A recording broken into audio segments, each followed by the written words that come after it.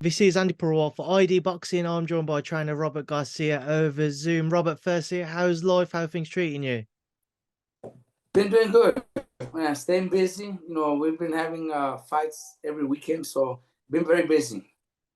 Obviously, as you say, it's been a busy period for you and the gym. Just kind of as a starting point, getting ready for a festive period. I say looking forward to some downtime, but even then, you've got Joshua Franco out on New Year's Eve. Correct. I just got back from the gym right now. He's training hard. He's ready to go out and do his thing in Tokyo. We leave this week in the next couple of days, and we'll be over there for a little over a week to go out there and do what we have to do. Bring those two belts back home.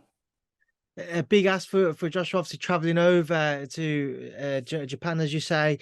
What's the game plan? I know you don't want to say too much, but how does he have to go about being successful against Ioka? Well, you know what? It's not an easy fight. Ioka is a four-division champion. He's currently the WBO champion, and we're going to his hometown also. So that's also something that is not in our favor, obviously. But that's the fight that Franco needed.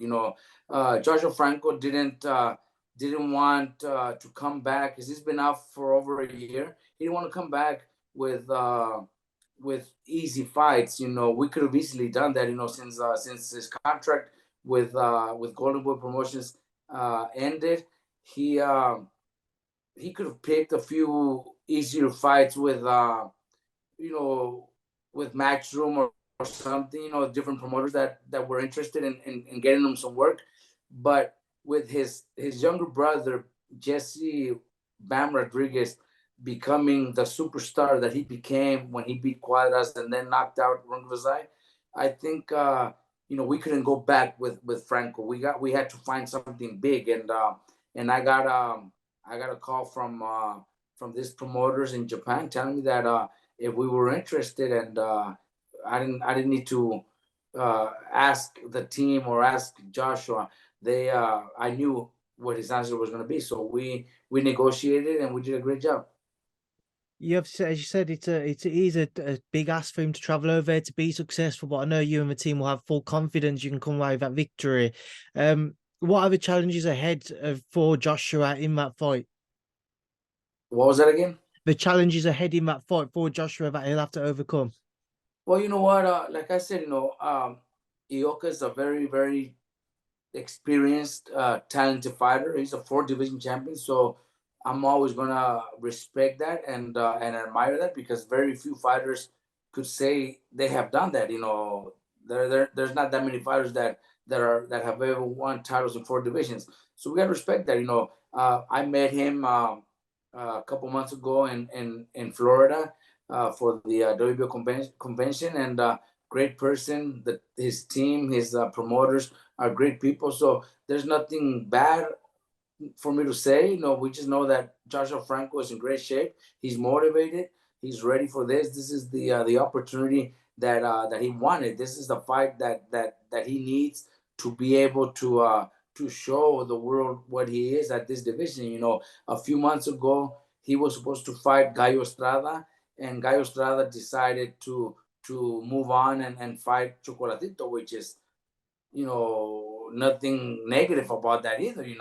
He chose the bigger fight, the bigger payday, which I don't blame him. But Franco was ready to fight Gallo Estrada. So Franco's ready to fight all the top 115 pounders. So after this one, obviously this is not, we can look past Ioka, but if everything goes well and everything goes as planned, there is big fights out there for Joshua Franco.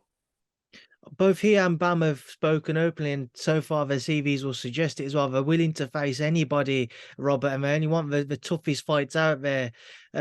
What's it like to work with two brothers with that same mindset?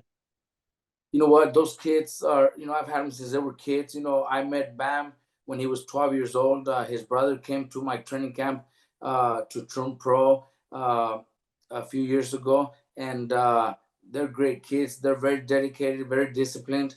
Those kids come to training camp, and they're the example for everybody else. All the fighters that haven't been there yet, all those fighters that are trying to be champions one day, these kids are the perfect example. They come in focused. They know what they need to do. Their father did a great job with them. Jesse Rodriguez Sr. did a great job raising them and guiding them to become the people, the persons that they are now. Robert, with Bam himself as well, waiting for kind of an official update as to what's the latest with him. So what can you fill us in on? Well, you know what, we decided he was scheduled to fight in December, but those 3 fights back to back, his body was tired, so we decided to take a break. As of right now, we're gonna start camp after we get back from Tokyo. There's been talks about end of March or early April. So that's something that I've been talking with Matchroom. They're still haven't finalized a date, but uh, late March, early April. It looks like that's what the date that we're gonna take. And at the same time, we're also finalizing something for Jose Ramirez, who looks like it's going to be March 25th for Jose Ramirez. So there's also a possible chance that we have to put both of my fighters the same night, which is understandable. It's part of boxing. We've done it before, and we'll have to split up. Half the team goes to Jesse Rodriguez fight, and half goes to Jose Ramirez fight. We'll come on to Jose shortly, but just sticking with Bam, was it an easy decision or was it difficult for him to vacate and look to move down or back down now towards the 112 division? Well, you know what? We were ready. He was scheduled to fight for the world title last October in Fresno when Mikey fought Sandro Martin.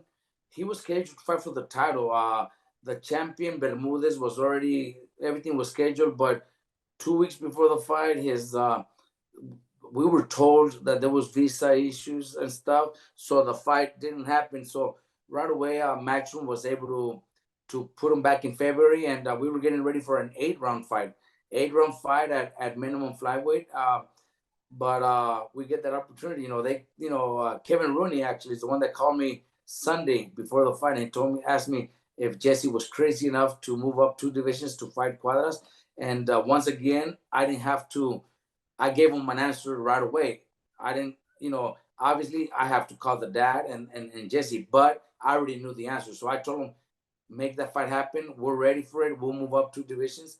And then after that, obviously I called the father and Jesse to let them know, but I knew the answer already. It wasn't difficult. It was easy. I know what I have in my gym. Like I said, both kids are very dedicated and they're ready for anything. Obviously, Jesse's looking for that WBO title next. Talking about Cristian Gonzalez, that was a fight that was ordered. What would you expect from Cristian in that fight, and what does Jesse have to show to come through to become world champion once again? Well, you know what? When you're the star and when you have everybody expecting so much from you, there is a lot of pressure. There is a lot of pressure behind you that you have to go out and perform. And for Cristian Gonzalez, for him, it's a huge opportunity. It's the biggest opportunity of his life. So he already knows he's fighting. So I'm pretty sure he's been training and staying in shape because sooner than later we're gonna finalize that date, and he's gonna be in the best shape of his life. So that's the I can't say, I don't want to say it's a problem, but that's the way boxing is. When you're a star, everybody wants to beat you. Everybody wants to take that win and become the stars themselves. So it's not an easy road to take. To become a superstar, it's not easy. It's difficult because inside the ring, your opponent's trying to take your position, and during training, you have to train harder than ever because you can't let that happen. And outside of boxing, also the people, the fans, the critics, media, there's always, they see something negative about you, and right away they'll find something negative to say, or they'll turn words around. It's happened to me where I could say something, but then, oh, he said that, he's saying something, that is not really what I meant. That's just the way it is, especially when you have a fighter that's a superstar, or a trainer, a manager that's doing really good, there's always going to be. It's not easy. It's not easy to be in that position. Robert, you mentioned when you have a fighter who's a star, everybody wants to try and take that title away from them for themselves. One man who is a star in his own right over here, who's in the same division, is Sonny Edwards. He's obviously been calling for a fight with Bam now for a while. He said he'd love to share the ring with him next year. Do you believe if Bam comes through Cristian Gonzalez, we could see Bam versus Sonny in 2023? I would love to. You know what? It's the fight.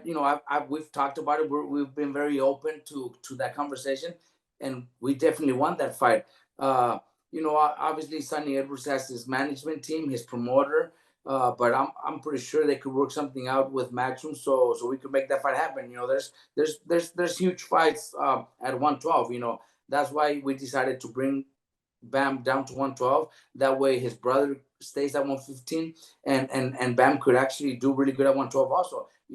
Ray Martinez is also one that's available, and he also fights for Matchroom. So those are very interesting fights. We could have an undisputed champion at 112 if we look at things the way business is. I think we could actually have an undisputed champion, and we could also have an undisputed champion at 115. With Franco and Ioka having two belts, the winner could easily fight Gallo Estrada. That makes it already 3 belts, and there's only one left. Which is the kid from Argentina. So those are fights that by next year we could have an undisputed champion in both divisions, 112 and 115. Just sticking with Sonny Edwards, Robert, he's obviously been somebody who's been vocal over social media. I'm sure you've seen he's Yes. engaging with your tweets as well. On a fighting standpoint, stylistically, we know what he brings, very silky, stylish fighter, loves to box and move around the outer of the ring. How would Bam have to approach that fight, and how do you rate Sonny's abilities? Well, you know what? It's not going to be an easy fight for neither of them. Sonny Edwards is a great boxer. He's a great fighter. He had a great performance in his last fight. He's up there, amongst the best in the division. So it won't be easy, But obviously, there's always game plans. There's always the preparations. Both fighters, I would guarantee you, are going to be in the best shape of their lives. So it's a very, very good fight, very close fight. I can't say it's an easy fight for us, and Sonny can't say that either. So it's one of those fights that will catch a lot of attention, and those fights that I'm glad Sonny Edwards wants it, and I'm glad Jesse Rodriguez also wants it. We haven't really heard Ray Martinez say that the same thing. It looks like Martinez might want to go a different direction. I haven't heard him say he wants to fight Jesse. I haven't heard him say he wants to fight Sonny Edwards. There was at one time they were scheduled to fight, but it didn't happen. So, I know Sonny Edwards and Bam are willing to fight each other. So once Bam becomes champion at 112, obviously I can't look past Gonzalez. But if everything goes well, then that's the fight that more likely will happen. And I've said it too. I've been open to, we're open to traveling to the UK to fight him over there in his hometown. I would love to. I had great experiences in the UK, and we wouldn't mind going out there. I've had one of my fighters done it before. Steven Luevano went to the UK to beat Nikki Cook, I believe it was, and looked sensational doing it. So I love those challenges. So it would be a great challenge for us, and to go to England to fight Sonny Edwards. Robert, as you mentioned earlier on, Jose Ramirez may well end up fighting on a similar, if not the same day as Bam Rodriguez. Now, he was in line to face Regis Prograis for that WBC title. He's since come out that Jose's passed on the opportunity to challenge him due to the purse split. Can you just explain to people as to why he took that decision, why it was easy or difficult for Jose to do so? Well, you know what? I know it wasn't easy because for the past 2 months, we knew Jose was scheduled to fight the winner of Regis versus Cepeda. And once Regis won, I talked to Jose a few times, his manager, everybody talked to Jose, and we couldn't get him to think something else. There's other options. There's also fights with Teofimo Lopez. There's also fights, that are as good or might even be a little bit better when it comes to the money. But Jose told us no. That's not. I'm not interested in nothing else. The fight I want is Regis Prograis. The WBC gave me permission to step aside so I could get married, but they also put me as number one. So if I'm number one, I have to fight Regis Prograis. So that's the way it was. We told him many times there's also other opportunities. There's options, but there was nothing else in his mind but to fight Regis Prograis. But now that the way the business is with the purse split and the percentages and all that, well, it just doesn't make sense. It just doesn't make sense. I know there's a lot of talk saying about why can't he just do it. Well, this is a business. You're in there risking your life, your health, and if you're gonna you got to make sure it's worth it. Every other fighter has done it. We just talked about Gallo Estrada versus Joshua Franco, and they were supposed to fight last September, and Gallo Estrada decided to move on and fight Chocolatito, which makes a lot of sense. I don't blame him either, but he decided not to fight Franco because the purse split was very, very small for him. So I don't blame him. Nobody's bad mouthing him. Why? Because he went and beat Chocolatito now, so he is the best of the division. So that's all Jose needs. Go out there and forget what the critics are saying. This is a smart move. You can't go out there and fight for 3 times less money than what you've been making in your last couple of fights. There's no way you could do that. That'd be ridiculous for a fighter to do something like that, just like Gallo did, and he decided to do the same. After his next performance, whoever he fights, hopefully sometime March 25th, like I said, if once he performs, and then there's talk about him finding somebody else, maybe Teofimo Lopez, or who knows, maybe Devin Haney moves up in weight, then all that changes. It's just right now that's what everybody's talking about, and I think Jose made the right decision. Robert, I'm sure you can imagine Regis is very disappointed. He's had a few things to say, and he's said that it's clear, in his opinion, that Jose did never want to face him, and if it's been going on for 5 years. Back when Jose was champion and Regis wanted to face him, never got the fight back then, and now the roles have been reversed. Regis holds the title, Jose doesn't want to face him. What have you made of Yeah, what I Regis understand had to what you're say? saying, and I also understand Regis, his position, but he knows this is a business. So if he's telling Jose accept the small percentage to fight me, well then he could also say tell Jose, you know what? Forget about the split. Let's go 50-50. That he could also say. So if he also, just like he's saying, oh, that means Jose doesn't want to fight him.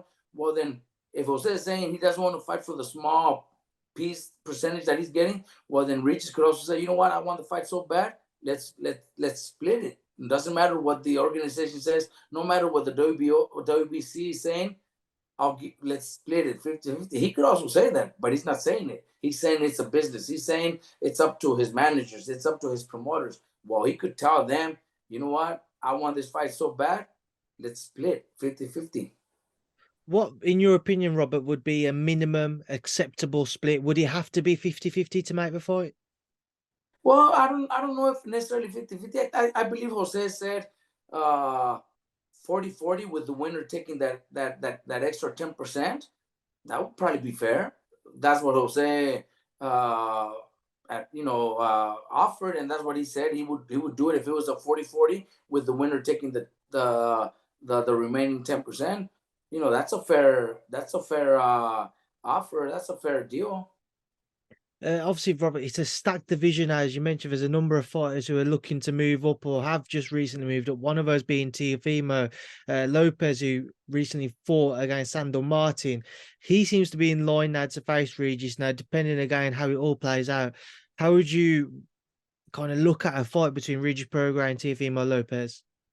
Well, if we go to Teofimo's performance his last performance, and it wasn't a great performance. It wasn't his best performance. So everybody's gonna pick Regis, but I think styles make fights. I think this fight that Teofimo had was against just an ugly fighter that just fights awkward, difficult, and boxes were very well actually. He's a great boxer, but it's a style that doesn't bring a lot of action. And Teofimo's a warrior. Teofimo's a warrior.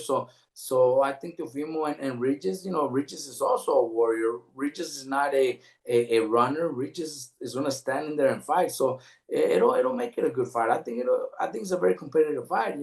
I can't say I think Teofimo beats Regis, but I think it would be a great fight.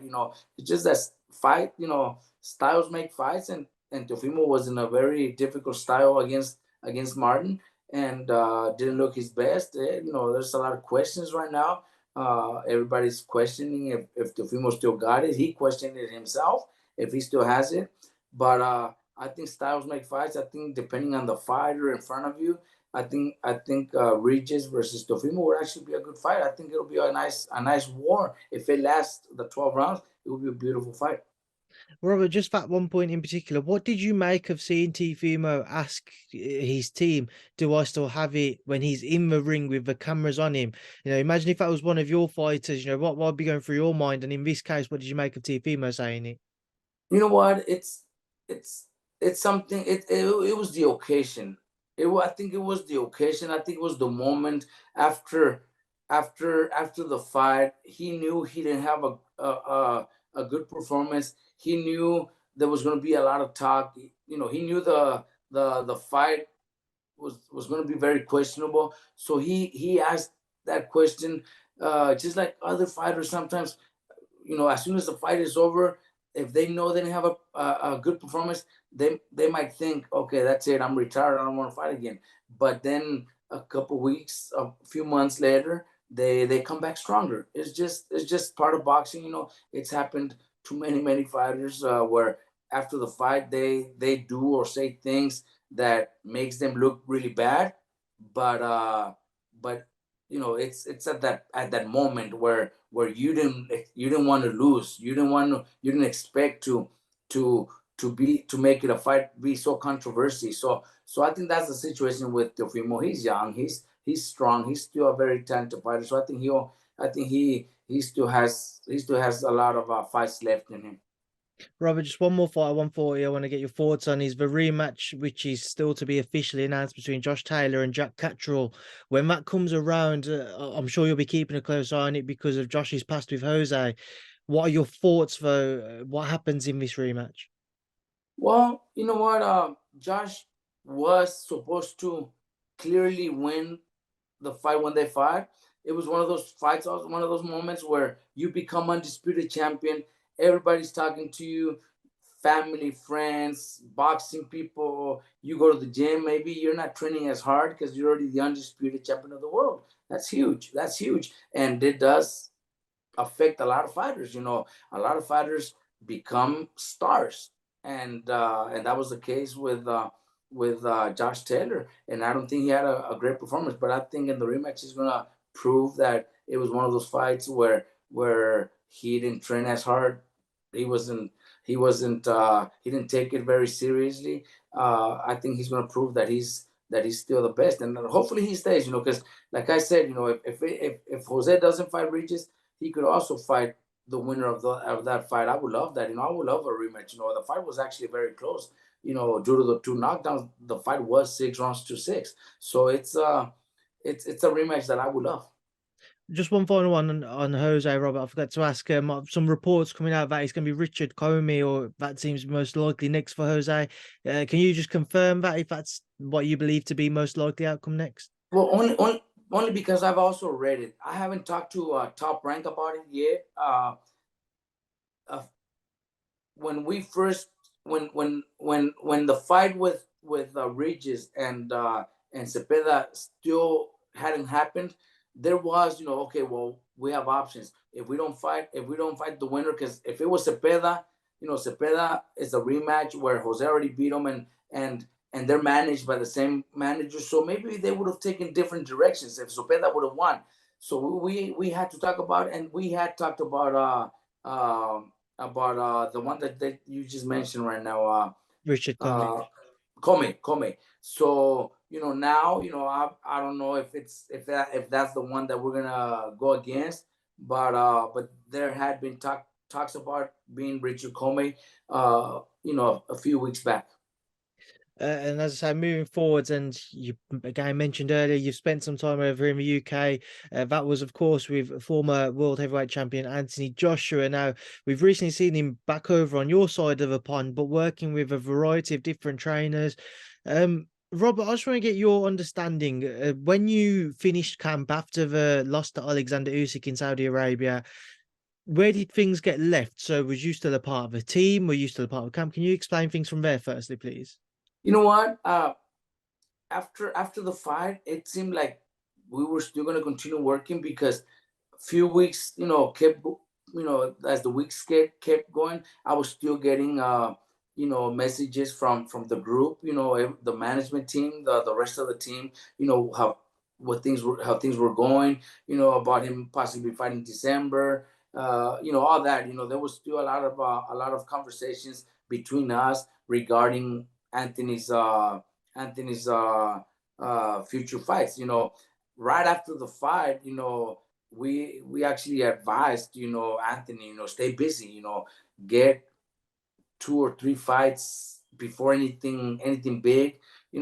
Anthony's already is a big name. He's one of the biggest names in the UK. So he could easily do that. He went back to back 2 very difficult fights. So he rightfully could take 2 or 3 fights. We even talked about possible opponents. We mentioned, you want to go, you want to come back to the UK, you could fight so and so. You want to go to Vegas, you could fight so and so in Vegas. You want to go to China, you could fight so and so. We had conversations about continuing to work together, and I think it was a great game plan to come back with 2 or 3 fights, and then challenge a champion again. By then, who knows? Maybe Usyk is not champion anymore. Maybe because he decided to retire. Maybe Fury beat him, and maybe Fury decided to retire. So there was, we talked about there's gonna be 4 vacant titles where I could almost assure that any organization would give an opportunity to Anthony Joshua. So there was so much talk about that, future plans, future things that he could do, which I think were probably the best. I can't think of anything better than that, where you go back, get a couple of wins, 2 or 3 wins, and one of the titles, the belts go vacant. There's opportunities for 8 fighters. If all 4 titles go vacant, there's opportunity for 8 guys. You don't think Anthony Joshua would have been one of those? And that would make him a 3-time heavyweight champion of the world. Very few, I don't even know if there's anybody that could say that. You know what I mean? So I thought that was the route that we're gonna take. But also Anthony's a fighter too. He's a fighter. So if he hears Tyson Fury talking about that, I want to fight you because that's the biggest fight in the UK. Well, then that's also a challenge for Anthony. He's also a fighter. He's also not going to say, "Oh no, sorry, I might take a few easy fights." He's going to respond. He's going to say, "You know what? Yes, I'll fight you." So then that's the fight that might happen. You know what I mean? There's so many challenges out there that are going to be try to provoke him and challenge him into a fight. And at the end, he's the one that's gonna make the decision. Everybody around him kind of agreed to the way I explained, and I thought was the best thing to do with Anthony's next couple of fights. It seemed like everybody understood. Like I'm telling you, weeks went by and we were still in conversations about that. So I would say that that's probably the best route, man.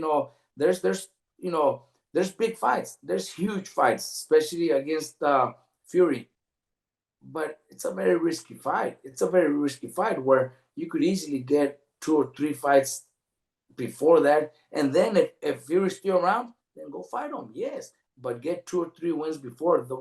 That's exactly what we talked about after the fight in the locker room, And then the night, the day after when I left, when they took me to the airport, we had the same conversation with everybody. Not Anthony was not there in that conversation anymore, but everybody else was, and everybody agreed. Everybody agreed that that was the best thing for Anthony to do. We also talked about him coming to America again, uh, about him doing training camps over here, because I think that's what he needs. And it doesn't have to be with me. It could be with Virgil Hunter. It could be with any whoever. There's a few more that he's been out there talking to. But I think that's the best thing to do. If he goes with Derek James, he's gonna have Charles, one of the Charles brothers. I don't even know which one it is, but he's gonna have the welterweight champion of the world, Errol Spence. The young kid that just won. Can't think of his name right now, but looked really good. So it's a good place to be, because you're gonna be motivated. You're gonna be uh, learning and seeing the way they train, the way they work out. Because a lot of fighters, when they're used to training by themselves their whole career, you know, it tends they tend to to slow down a little, because there's nothing else out there that's gonna push you to the limit. I think we've seen it with many fighters, and I think I would love to see, even if it's not with me here in California, it doesn't have to be with me. It could be with Virgil Hunter. It could be with Derek James. But if I see that, that means he's doing the right thing. That means he made the right choice, and I would love to see that, because he's a great person. He's a great athlete. He respects me, and I respect him a lot. They were the whole camp was very nice with me until now. We became we had a really good relationship with some of the guys in camp. I still talk to them every other day, because they're great people. But I would love to see that. If I hear that he's going to do training camp in Dallas with Derek James, I'd be happy for him, because I think that's what he needs. Robert, at any point, say over the last couple of months, have you had any discussions with the team where they've said, we don't necessarily want to work with you moving forward, hence why we're going over to the States to train with different people? Anthony did tell me. Anthony actually left me a message, because I didn't get the phone. Anthony left me a message telling me that he was going to be over here in the United States, trying out different trainers. So that's also one thing that I uh, respect. He did leave me a message. I got the message, and then I responded back. Uh, you know, because that says a lot about a person. He reached out to me first, and told me what he was planning on doing. So I respect that 100%. Within that message, was it kind of closed off on you guys working together in the future, or could you still be a part of his teams moving forwards if he feels you're for the benefit of his career? You know what? He wasn't he was very, the message was very, very friendly. He didn't say, I'm done with you. I don't want to work with you anymore. you know uh he's a great person, great athlete. He told me, I'm trying out some different trainers in the United States. So that's the message that he left me. Never said thanks for everything. I'm never working with you again. It's just, we're just in a situation where, if I do have Bam and Jose Ramirez fighting sometime in March or April, and that's the time where Anthony's looking into maybe coming back. Well, it would have to be here in California. Just like Derek James. Derek James has Errol Spence, has Charlo, has this young kid that just won, Martin. I think his name is Martin. You know, so unless he could plan out where they don't fight until the summer, if all three don't fight anytime soon, where it's gonna interfere with their schedule, then maybe he could travel. Maybe he could travel, but uh, but if any of those three have dates around the same time, well, it's going to be very difficult, and it would have to be in Texas. It would have to be in Dallas, and hopefully that's Anthony's plan. Hopefully it is to come to Dallas if it's with Derek James. If it's with Virgil Hunter, then it'll be in Southern California, Northern California. So I told him after the fight and before I left, I recommend that's the decision that I recommend that's the best thing for Anthony to do, and I would love to see that. Like I said, even if it's not with me, if it's out there with somebody else, I would love to see that because Anthony is an athlete that started very late. I didn't even know until I came to the UK.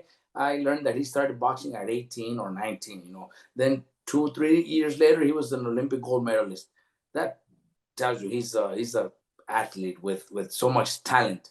So having so much talent also makes things easier for you. He went out there and became a gold medalist. He goes out there and becomes a world champion without having those sacrifices like other fighters go through their whole lives until they become professionals and they have to work their ass off to become champion.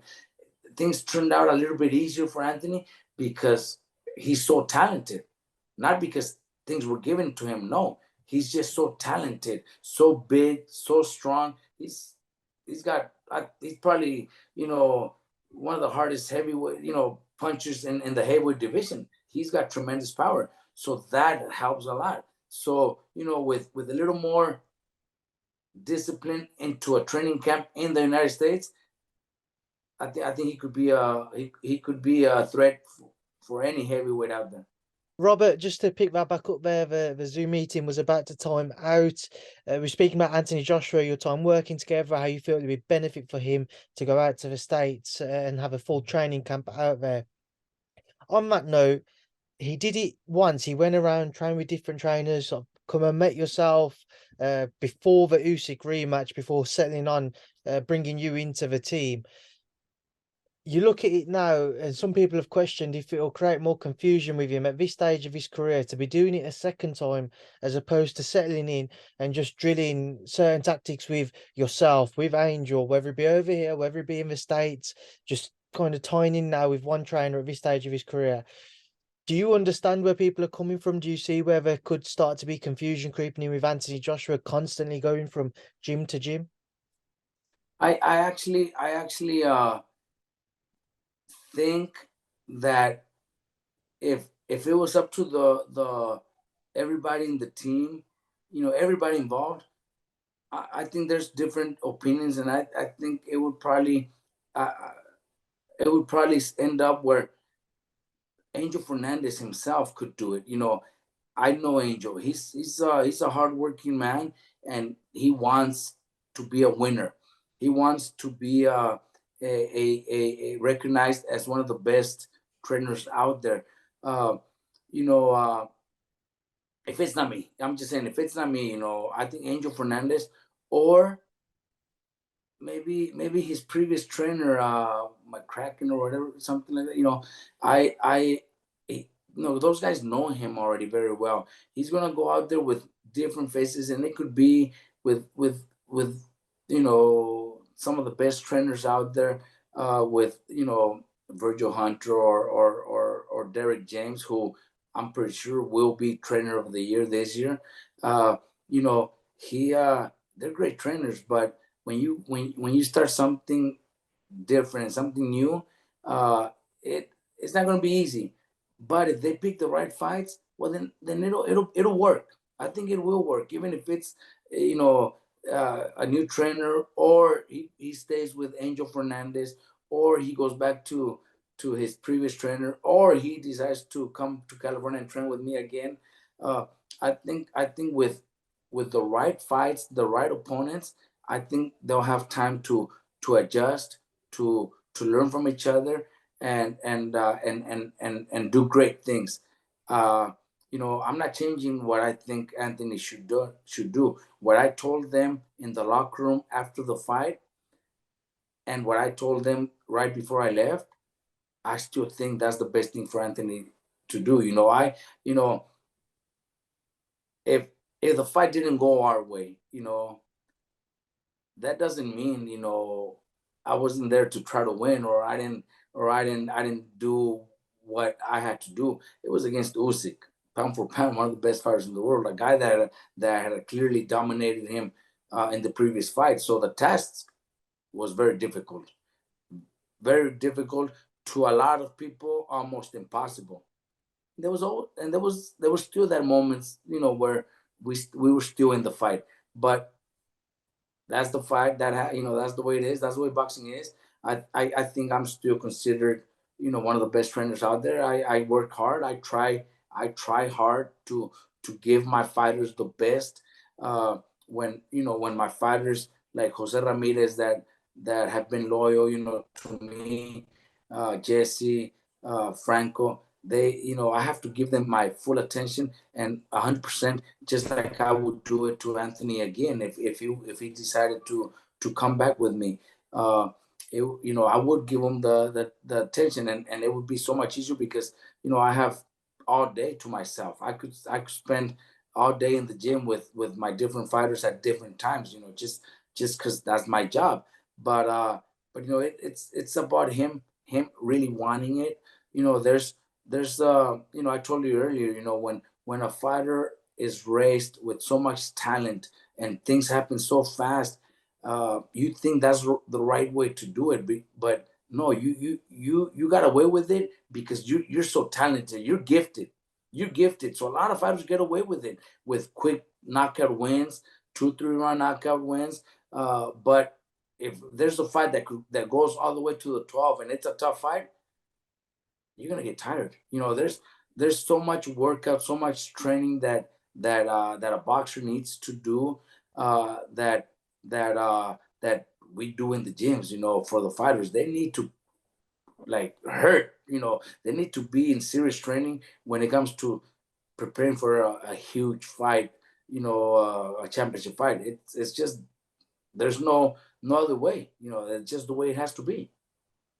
Robert, obviously, I know you spoke with Ellie recently, and he asked you about working with AJ, and to him, you said, you spoke about how, he cannot turn around and say, "Oh, I do not want to spar today because I'm tired. I didn't sleep enough today, so I don't want to train." Have young fighters there who want to look at you and be like you, will then say, "That's not a world champion." Whenever you was working with AJ, whenever you was in camp with him, taking training sessions, were there moments where he wasn't willing to push that extra mile? No, what I said was to every fighter, including Anthony. You can't say that. You can't say today I don't want to train because I didn't sleep good, or today I don't want to train because I'm tired. No, there is those times to rest. I know when I give my fighters a day off too during the week. I know when they work hard 3 days in a row, sparred hard, then I give them a day off. Yes, it's just the way trainers should know. But there is those fighters that haven't experienced a solid training camp where they think they don't need it, and they feel that they could get away with it. I said it to every fighter, not just one in particular, not just Anthony Joshua himself. He he does train. He's an athlete. He runs good. He sparred his rounds. We had like 5 or 6 different sparring partners, so it's not like those guys were there for free and not doing anything. He did. I didn't. I meant and just in every fighter themselves. They need to train. They can't think I'm gonna get away with not training today because I feel tired. No, there's times where you could rest after training. You could go to sleep after training. If you couldn't sleep at night, then come and train, and then you could go back to sleep. But the work has to be done. Robert, another thing people have raised questions over is, obviously, we saw in Saudi it was both yourself and Angel working together in the corner. Um, people go back to that saying, too many cooks in the kitchen. What was it like for you working with Angel in the corner? And also, do you feel like that's something which AJ needs to kind of finalize, but just having one leading voice to listen to in that scenario? I think Angel is a great trainer, man. I think Angel is still learning a lot. I think being in camp with me helped him a lot too. He there was so many things that that went on during training camp with different people that were involved that he picked up a lot, and learned a lot from me. And he's young, he's hungry, he wants to be great at what he does. And I think if they I think if they give him the opportunity to do it himself, I think he'll do good. I think he will do good, especially if they do what I'm advising, 2 or 3 comfortable fights. I think Angel could be the head trainer without a problem. If they bring somebody in like they brought me in, Angel and myself, we worked together. We were in the same plan. Every day we had the same ideas, the same plan.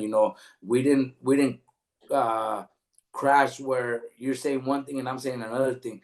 That never happened. He always listened to me. He was always there to learn from me, and I also learned that he was a very smart person as a trainer. Where there was a few things that he brought up, and I was okay with it too.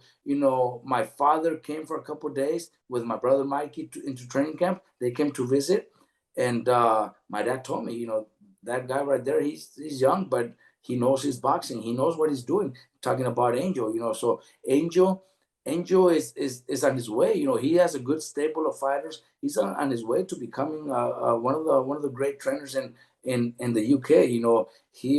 He's dedicated. That's the main thing. He's very dedicated, and he studies boxing. He knows his boxing. Robert, have you had any conversations with Anthony whilst he was working out in States with Derek or Virgil? No, just the message he left me, telling me he was going to come to the United States to go around and meet with. He didn't mention any names. He just said, I'm going around meeting with different trainers just to see how things would work. He didn't tell me who he was working, and I haven't talked to him since. This was maybe a couple of weeks ago, something like that. Yeah. So for you, when you look towards the future, if you are still to be involved, when would you like to have a conversation with Anthony, and when would you have to start getting to work with him once again? Well, anytime, I would love to, but like I said, if it was here in California, there's, you know, I know it's hard to leave your country, your hometown, but California's beautiful, man. There's so many things to do in California where I don't also I also don't force my fighters to stay in camp for 3 months. On the weekends, if they want to go to the beach, they could go to the beach. If they go to the mountains, they could go to the mountains, to the lakes, whatever, Hollywood. It doesn't matter. I can't have my fighters in camp 3 months, not leaving their bedroom. They'll go crazy. And that's one thing I also brought up to everybody in camp. I know he's dedicated. And he's focused on one thing only, and to go and fight Usyk. But he needs to go out. He needs to have friends come over, on a weekend, go maybe have dinner with a girlfriend, wife, his boy. I know he has a son, bring him over, that's very important. It's very important to have people that you have, that you feel comfortable around. Go out and do your own thing. Forget about the trainers. Forget about everybody in camp. It comes to a point where the fighter could be tired of us. The fighters get tired of us because for 3 months, 4 months, we're pushing them. It comes to a point where they're tired of us. They need to have distractions. They need to be able to go take a walk with a girlfriend. They need to go. My fighter Jose Ramirez been very successful, and every weekend he drives home to his wife and kids. Spends the weekend with his wife and kids, and comes back Sunday night to start training Monday. Mikey, my brother, Abner Mares, they train with me. They go home to their families at nights, and do stuff with their families. I think that's also very important. There's so many things that that were different. That I would love to have been able to have the power to change, because I know what's needed to become a world champion, and to go and be in great shape. I know what's needed. Yeah, you are going to train hard. You are going to hate me, but you also need a little bit of distractions. You also need to go hang out with a girlfriend. You need to go. Do stuff. Go do stuff that human beings do. Robert, just looking towards what could be next then for him in terms of potential fights. He's been spoken about maybe facing somebody like an Otto Wallin next. Obviously former opponent of Tyson Fury's, and then maybe a Dillian White rematch in the summer. Deontay Wilder's been mentioned. For you, how would you map out, if you could map out 3 fights for Anthony, how would you map out his 2023? Well, you know what? If the plan that we talked about after the fight was to because I know that that's what they wanted. Maybe fight in the United States. They mentioned Las Vegas. Well, then there's a fight. There's a fighter that's not very far from Vegas that would be a nice fight against Chris Arreola. Then there was also talk about him fighting in China. Well, there's the Chinese guy that fought that same card. You know what I mean. Those are all huge fights, and because Anthony's just that big of a name. The fight in China would be huge because that Chinese guy is also very very popular in China. So, so there's so many fights out there that Anthony could do and win and get himself back. Uh, uh, we or go back to Saudi Arabia. They love him over there. They got the money there too. So stay there if you want and keep fighting there, but pick the right fights. The the promoters sometimes the promoters just want to keep the fighter happy. You know, I'm not talking about certain promoters. I've worked with every promoter out there, and the promoter wants the biggest fight out there too. That makes the most sense when it comes to purses. They want to keep the fighter happy with paying them the biggest purse out there, but it might not be the best fight out there for the fighter. It might not be the best fight for the fighter. You know, but that's just the way it is.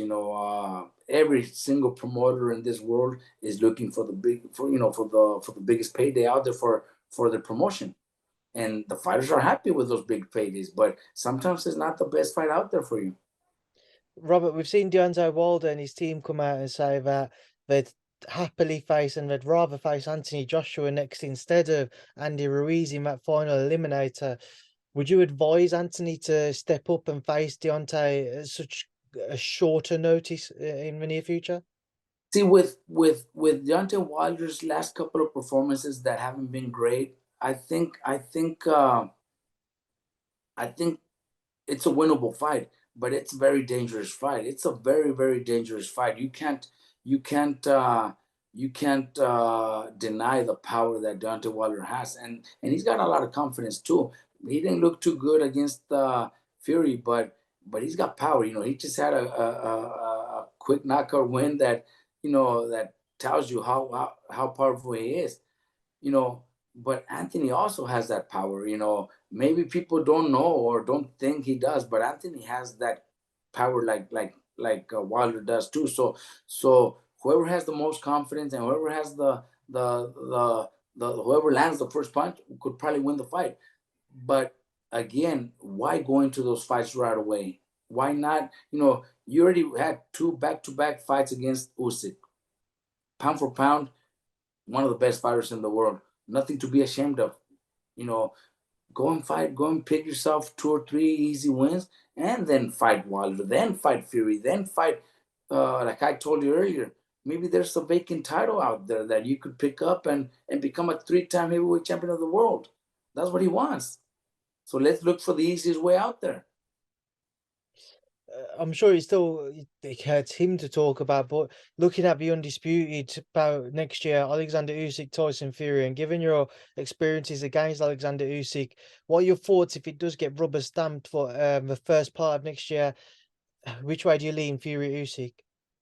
Man, just because of the strength, the height, the style, I probably pick Fury because it's just gonna make it an ugly fight. I think Fury will have trouble holding them back, and Fury would probably just make it an ugly fight where he's trying to back him up and have uh what's his name, have him carry him and get tired, just frustrate him.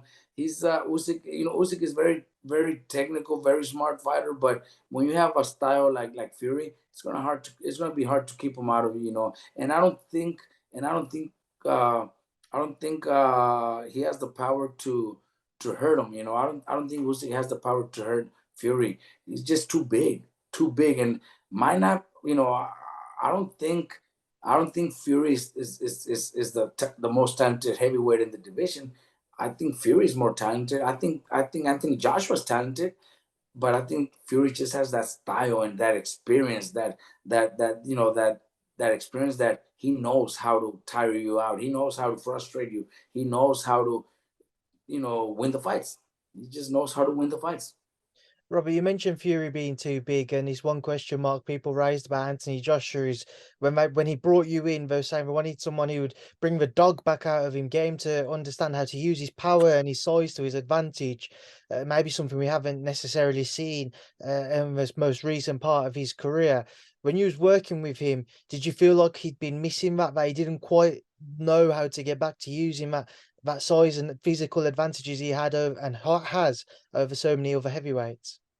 I think all those things are things that you work on in the gym in years, not just in 2 or 3 months. I think those are things that you have to work from the beginning. If Fury knows how to fight the way he fights, it's because he's been doing that for years. If Mike Tyson was the monster that he was in the ring, it's because he did it for many years. That's something you have to work on for years to be able to perform that way. Anthony, is very talented with a great jab. So we try to work on that very well. But with adding a little bit of aggression on it, where those around where he was a little successful doing it, but it's difficult to say, oh, he's a total different man in 3 or 4 months when his whole life, his whole career, he's been doing something different. Which again, it does link back to what we spoke about earlier. People wanting to see him maybe settle with one trainer. If you were to have that extra, say, if you was to have another 2 fights or 3 fights with him, Robert, what do you think we'd see different in Anthony Joshua if he was able to work on him for an extended period? Well, see, that's the difference between what I did and what another trainer can do. I went in there straight into the rematch against Usyk, which is very difficult. Everybody knows that. If I would have gone in there, to pick 2 or 3 fights, fuck, I would be the best trainer out there right now. Everybody would be saying how great he looked because I know he would have if we would have picked the right fights. If I was to any trainer, but if I was to be his trainer again, and he says, you know what, Robert, I'm gonna do it your way. I want to come to America. I want to train in your gym, get me ready for my next few fights.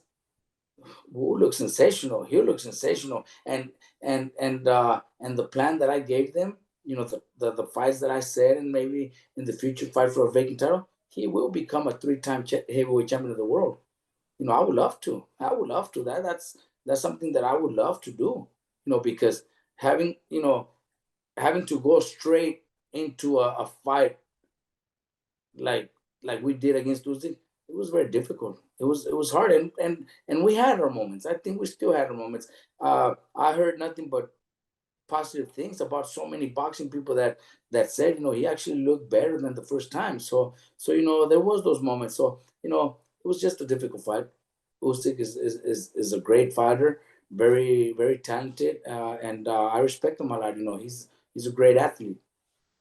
Right, Robert, we will leave it there now, and I'll leave you to enjoy the rest of your day. It's getting late here. I'm sure you've got other training sessions ahead of you. So I appreciate Great. you sticking around and jumping back on again as well. So thank you for speaking to me in ID Boxing. Thank you very much. Appreciate it.